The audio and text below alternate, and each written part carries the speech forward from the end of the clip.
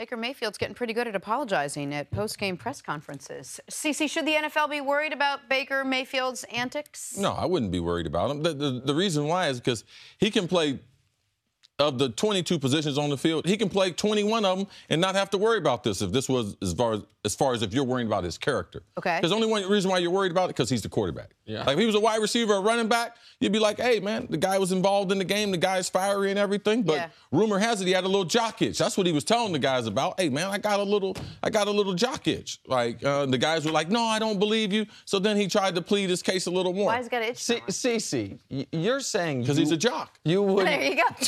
You wouldn't be worried about it.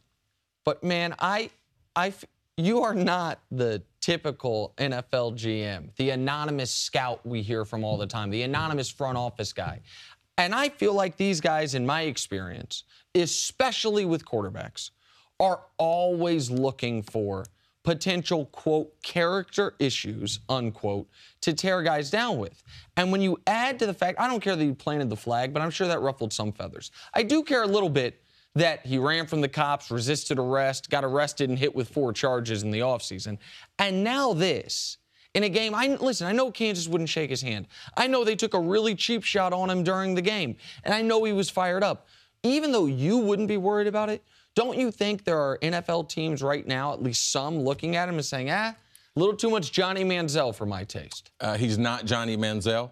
He was actually a walk-on. All right, he's earned the respect. He earned the scholarship. I think he walked on at Texas Tech, right? And then he was a walk-on. Yes. And then, so I think his characteristics are totally different. I don't think that he's as privileged as Johnny was, all right? And I think that the other things that Johnny did off the field were far more glaring that people didn't report. Now, NFL, will they mark him down because of his height? Yes. Will they use these things that he might not be drafted as high? But ultimately, it's about being able to play. Johnny Manziel was drafted what? 21? 20, yeah, in the 20s. In the 20s? Like, so how much did it hurt him? All right, Baker Mayfield is going to win the Heisman Trophy. Do you think it'll cost him any Heisman votes? No, he's got a huge lead. That doesn't matter. I don't think it's going to matter. Here's my point on this, because I want to be consistent. Because on the Baker Mayfield topic, all I'm going to ask for from commentators, GMs, front office executives is consistency. I am very consistent in giving, especially young athletes, particularly college athletes, a wide margin of error on immaturity. So I'm going to lump this into the immaturity pile. Like, anything short of, like, I didn't like when the stuff Jameis was accused of, people called that immaturity, because if he did that, that's serious criminal action. This is just immaturity. This is stupid jock stuff. So I can be consistent with that. What's going to bother me, and already started to bother me yesterday, was some commentators that I've seen be very harsh on players, look for reasons to give Baker a pass because they like Baker Mayfield, because he's a fiery competitor, and a pass that I don't think other guys would get.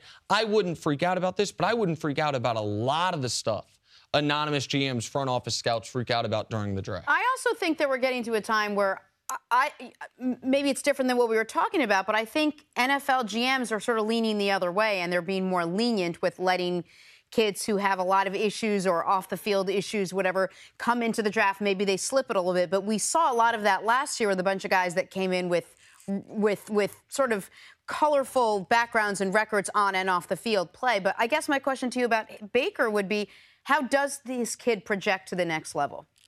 Well, he's going to be drafted in the NFL. The thing about his height. Yeah. Right, his height will be held. Right? His height will be held against him. I stood next to him before the Ohio State-Oklahoma game. He's probably, when he gets to the combine, he's probably going to lose an inch. He's like 6 foot. Yeah. You know, probably a little bit taller than Russell Wilson. The difference between him, he has the body like Russell Wilson, not the body like Johnny Manziel. So height, it is important, but he has more girth. You can tell that he's into a weight training program. You can tell with his body. You can tell how he responds during the game, that he can play physical. So they are a little bit different as far as him and Manziel. He has a body a lot like Russell Wilson, though I was very impressed with. You mentioned Big 12 doesn't have DBs. Big 12 doesn't have a lot of track record of success of their quarterbacks with gaudy numbers translating to the next level. That'll hurt him as well. Thanks for watching. Subscribe here to get the latest from the show. Also, be sure to check out more of the best clips from First Things First, or go watch a few segments from our other shows on FS1.